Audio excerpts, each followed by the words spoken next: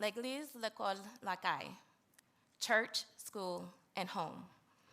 We call this the 3 L's in Haitian Creole, and growing up, those are the 3 places I was able to go.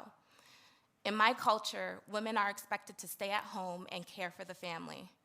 I often would joke with friends and say that I'm the second mom at home. You see, instead of attending sleepovers or birthday parties, by age 8, I cooked and fed my siblings, reviewed medical documents on behalf of my parents, and made sure my siblings were ready for school, knowing that I would be late for mine. Growing up, I was constantly reminded of what was expected of me based on gender and felt life was pre-planned for me. And while I didn't feel empowered at home, there were spaces and places that I did feel empowered. L'école. School was the place I loved going to the most. I loved school because I was able to experience different things outside of my Haitian culture.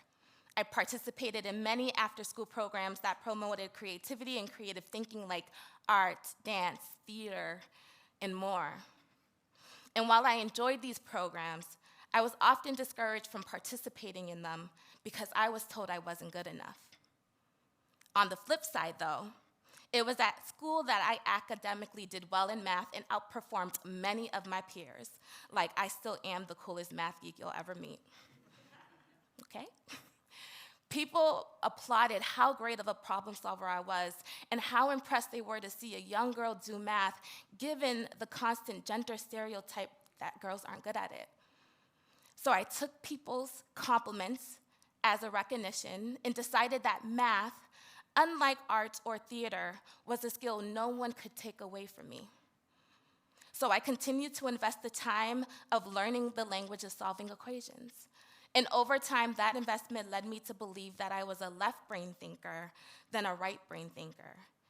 You see, when people think of math, many people believe that to be good at math, you are left-brained because the left side of the brain is often associated with having logical skills, whereas right-brained people are more stronger in their creative skills. I didn't see myself as a creative person because I was discouraged from participating in things that sparked creativity, and so filled that gap with math and what math could bring me. However, similar to my experience with women's role in my culture, honing in on just my left brain thinking placed me in a box and caused the delay to my professional and personal growth. I share this story because in some way, every single one of you has been confined to a social or cultural norm in some aspect of your life. Those interactions or lived experiences may have led you to identify a specific characteristic, skill set, or talent you feel you excel in or is valuable. And while those interactions may seem beneficial, that way of normalized thinking limits your ability to grow and evolve as a person. Normalized thinking happens when your lived experiences are heavily influenced by external factors and is also reinforced by the person who's accepting what is being projected, which is also known as internalized oppression. At first, math was the thing I found the most value in because I saw the contributions I was making in the STEM industry as a left-brainer and as a Caribbean woman.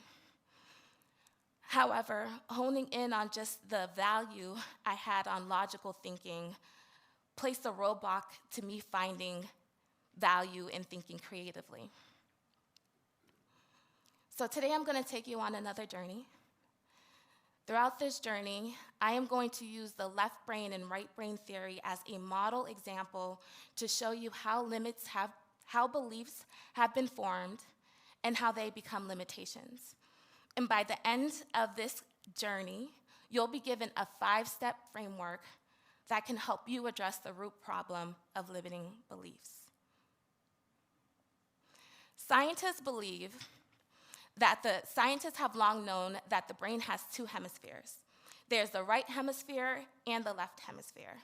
Since the 1800s, researchers concluded that the brain's left hemisphere is the more dominant side of the brain and produces higher functionality than the right hemisphere since it controls language and speech.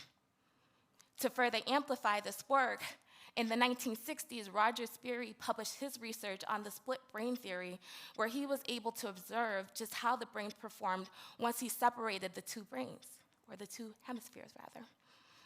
His research led to the belief that the brain and the two halves of the brain could act independently from each other, and also reaffirmed that the brain has what is known as hemispheric specialization or brain lateralization. Hemispheric specialization refers to how the brain processes information and carries out specific tasks due to where certain features and functions are located in the two hemispheres. Due to how hemispheric specialization has evolved over time, many people believe that the two hemispheres actually think oppositely from each other, and because of this, has steered people into this idea that one hemisphere of the brain is better than, or rather outperforms the other. And from there, people use that distinction between the two hemispheres as a way to showcase what they're good at. The truth is, there is no such thing as a left brain or right brain person. Brain functionality is based on the systems and how the brain processes information. It is not based on the person or their personality. Individuals cannot tap into or learn specific features with only using one hemisphere. They need to use both. For example, while language and speech is controlled by the left hemisphere, the right half enhances this by helping to interpret vocal and facial expression. The danger of the left brain and right brain myth is the danger of a single story. It exists because of humans' inherent need to categorize or assume how people fit or what their role is in society. When telling yourself that you're good at this thing versus that, you close off potential opportunities that can provide large-scale contributions to society. For a while, I told myself that I was the perfect mathematician. Jargon, Excel spreadsheets, I love me some dad jokes, solution-oriented, and of course, more jargon. It wasn't until 2017 that I started to not believe in the left brain and right brain myth. This was when I challenged myself to come out of my box. In 2017, I became an entrepreneur and founded a company committed to breaking down long-standing barriers encountered by BIPOC women who study or work in the science, technology, engineering, and mathematics fields.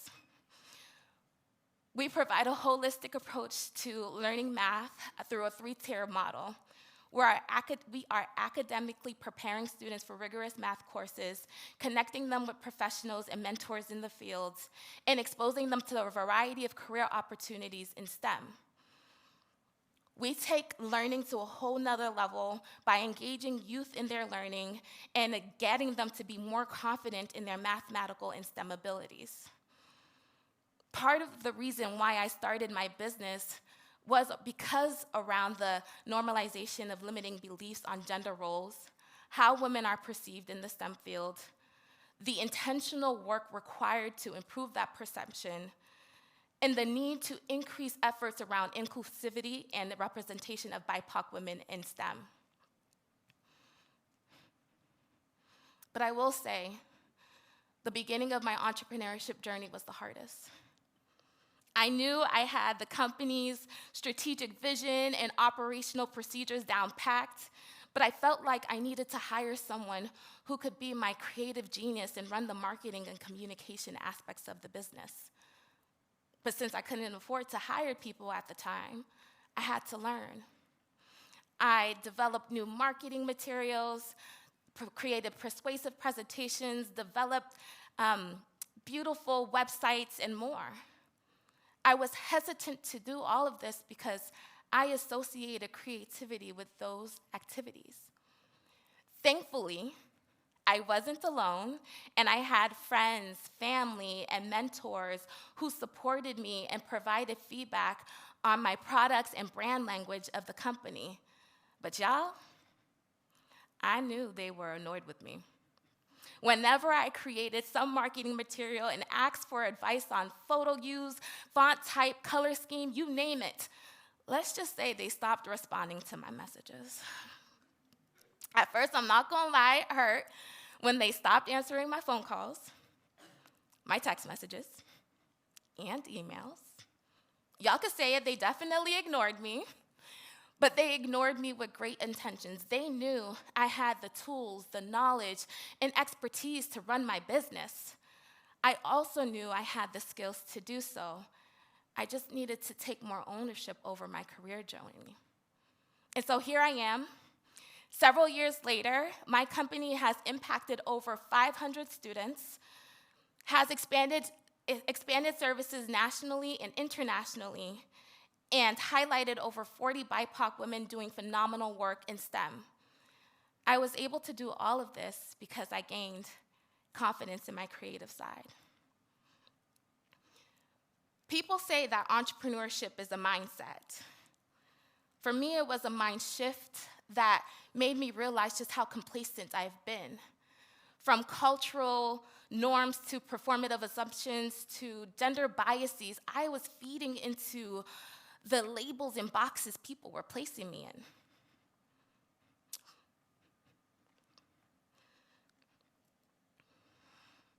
When I saw my company's commitment, investments in my community, and the impact we were making among BIPOC girls, I would have not realized that my creative thinking was centered around the way in which I designed programs that tackle the race and gender disparities in the STEM industry. I would have realized that my creative thinking was in the design process of how we're intentionally delivering services in a holistic way to engage people in math, and more importantly, to become a confident math learner. I realized that just honing into my logical skills would hinder me from making large-scale contributions to society.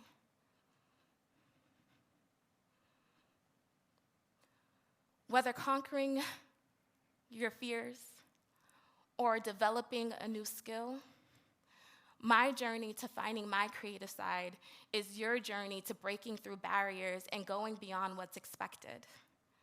And for those who are still trying to figure it out, how, where to start, or even how to keep going, I will share with you a framework that you can use to help you reflect upon that journey to breaking those limiting beliefs. Step 1, identify the end goal. You can't create a path without understanding where it will take you, nor design a process on what it takes to get there. That process comes from your vision and yours only, the passion, drive, and purpose needed to start the journey. The earlier you can identify the end goal, the better prepared your brain is to spot opportunities and adopt behaviors that can help you get closer to achieving that goal. From there, you want to evaluate the importance of what you're doing or hope to do. Beyond understanding the why, you must have a list of core values that can help guide your behavior and decision-making process.